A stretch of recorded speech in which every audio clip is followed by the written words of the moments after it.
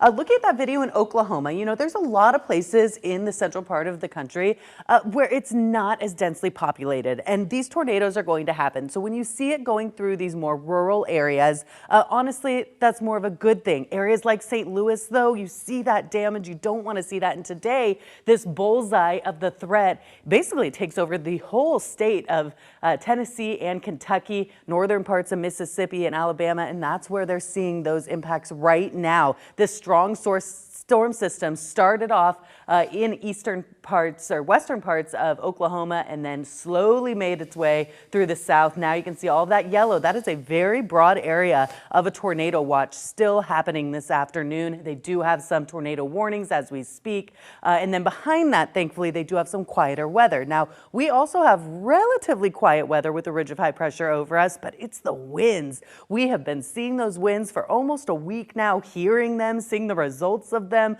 just blowing things around. Nothing major, but just gusty spring winds. Also bringing some warm weather, though. Warm, sunny this week. Tomorrow actually looks to be the warmest day. 90s possible inland, and then it does cool down by the end of the week. So as much as we're still holding on to breezy conditions for this week and into Memorial Day weekend, at least temperatures will cool down a little bit. Temps right now across the bay, seeing, look at that, 58 now it's dropped at CSUMB, 66 Salinas, and then still 85 in Bradley. So that's where the more extreme heat is expected to be tomorrow, with maybe some mid-90s dry conditions, gusty conditions. And we do have a slight concern for fire danger because you notice it's getting drier out there and windy, and that's not a good combination. Winds right now around 20 miles per hour in our valleys and near the coast, and gusting around 30 miles per hour. And that is going to continue tonight. I don't know if you noticed last night, but it was one of those nights that you could still hear the wind throughout the overnight.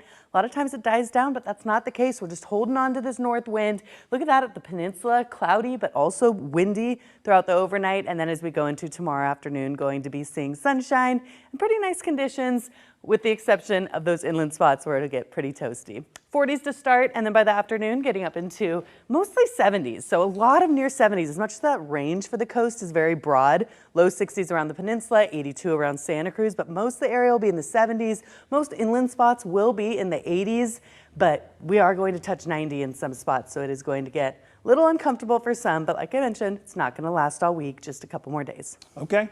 Thanks, Gina.